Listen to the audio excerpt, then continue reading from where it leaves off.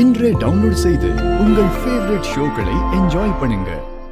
இவளோட அப்பா சாகும்போது தியாவோட பாட்டி தியாவை நல்லா பாத்துக்கோ அப்படின்னு என் கையில தான் சார் ஒப்படைச்சாங்க. அதுக்கு என்ன ஆதாரம் இருக்கு? என்ன உங்க இஷ்டத்துக்கு கதை விடுறீங்களா? இது பாருங்க சார், நடந்த எல்லாமே உங்களுக்கு நல்லாவே தெரியும். தெரிஞ்சிருந்தோம் நீங்க இப்படி பேசுறது கொஞ்சம் கூட சரியில்லை சார். ஏற்கனவே இந்த பிரச்சனையை பேசி முடிச்சிட்டோம்ல, புதுசா கிளப்பாதீங்க. தயவு செஞ்சு இங்க இருந்து கிளம்புங்க.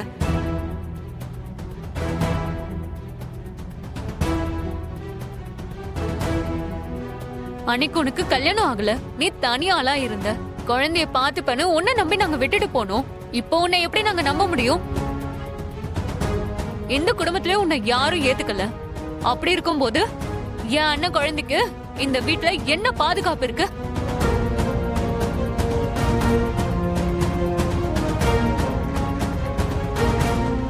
சார், இந்த குழந்தை என்கிட்ட தான் சார் இருக்கணும். நீங்க பேசி என் குழந்தைய மீட்டு கொடுங்க சார். மேடம், குழந்தைய அவங்க கேக்குறாங்களா, கொடுத்துருங்க. இது நீ பெத்த குழந்தை இல்லல்ல? நியாயமா அந்த குழந்தை யாருக்கு ரத்த சொந்தம் இருக்கோ அவங்க கிட்டதான் அது வளரணும். நீ பண்றது தப்பு. முதல்ல அந்த குழந்தை அவங்க கிட்ட ஒப்படைச்சிரு. என் வீட்டுல இப்படி எல்லாம் பிரச்சனை நடக்கிறத என்னால அனுமதிக்க முடியாது.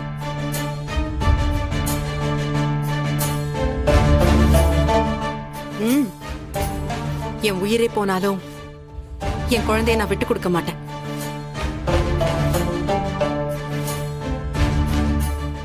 இவ ஏன் குழந்தை, நான் தான் அவளுக்கு அம்மா.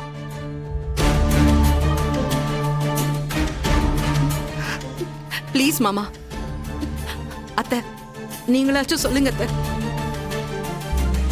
நாங்க என்ன சொல்றது? நீயே இந்த வீட்ல இருக்கிறது தண்டம். இதுல குழந்தைய வேற கூட்டிட்டு வந்து இன்னும் வில்லங்கத்தை இழுத்து விட பாக்குறியா? ப்ளீஸ் அத்தை, இப்படி எல்லாம் சொல்லாதீங்க. உங்களுக்கு ஏன் மேலதானே கோபம். என்ன வேணாலும் சொல்லுங்க அத்தை, நான் கேட்டுக்கிறேன்.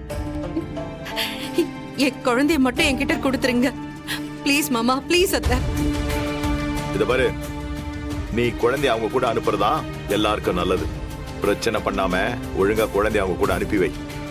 உன்னால நாங்க ஏற்கனவே நிறைய பட்டுட்டோம். நான் தரமாட்டேன். நான் என் குழந்தைய தரமாட்டேன். இல்ல, நான் தரமாட்டேன். என் குழந்தைய நான் தரமாட்டேன். ப்ளீஸ் விட்டுருங்க.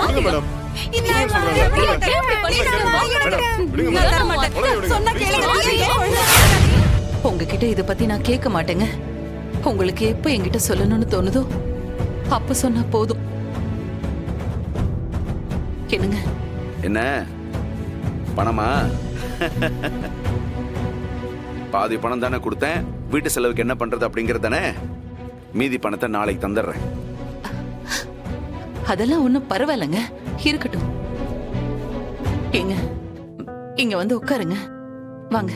என்ன? வாங்க, இப்படி வந்து உட்காருங்க. என்ன, எது கூப்பிடுற? உட்காருங்க. என்ன?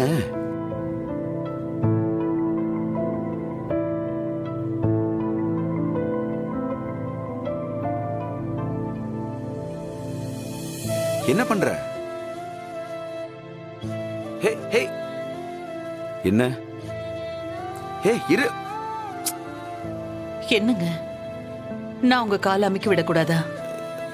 இல்ல, அதுல என்னைக்கும் இல்லாம இன்னைக்கு என்ன புதுசா இருக்கே? அது இல்ல, இன்னைக்கு உங்க ஆபீஸ்ல நீங்க நிறைய வேலை செஞ்சேன்னு சொன்னீங்கல்ல.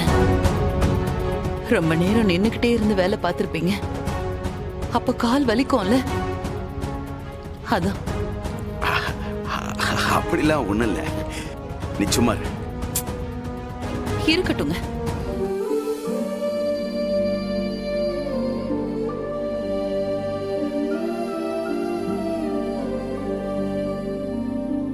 இதெல்லாம் நான் ஒண்ணும் உங்களுக்கு புதுசா பண்ணலையே. ஏதேதோ வேலை, கொஞ்ச நாள் இதெல்லாம் பண்ணாம விட்டுட்டேன், அவ்வளவுதான்.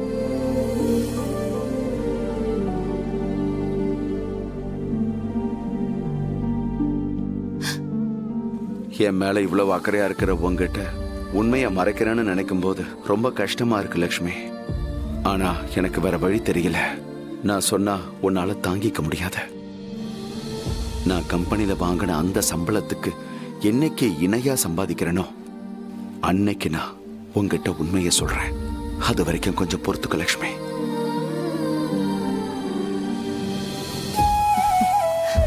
இப்ப என்னங்க யோசிக்கிறீங்க? ஒண்ணுல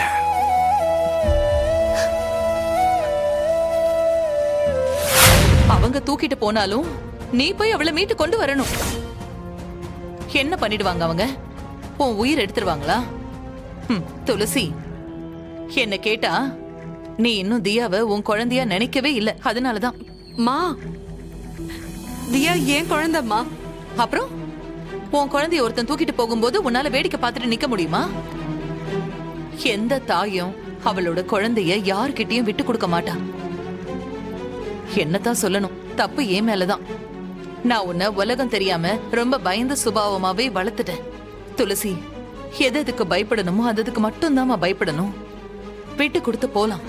ஆனா யார்கிட்ட எதை விட்டு கொடுத்து போகணும்னு ஒரு அளவு இருக்கு. எந்த இடத்துலயும் உன்னோட உரிமைய, உன்னோட சுயமரியாதைய, உன்னோட பொருளை, உன்னோட உறவை நீ யாருக்காகவும் விட்டு கொடுக்க கூடாது.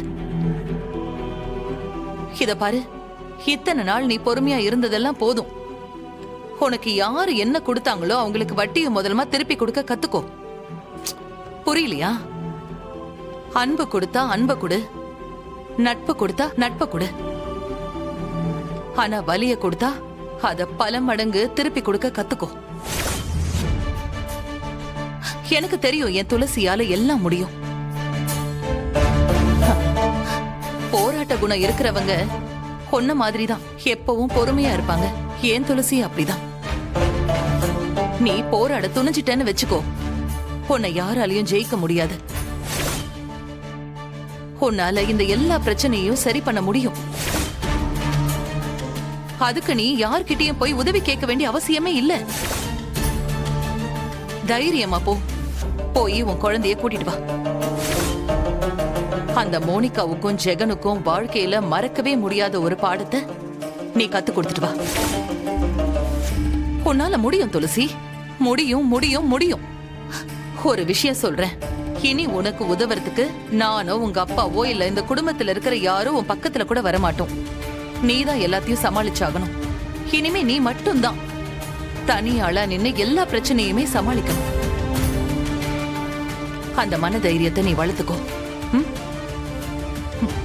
போமா, போய் என் பேத்திய தைரியமா அங்கிருந்து கூட்டிட்டு வா. சரியா?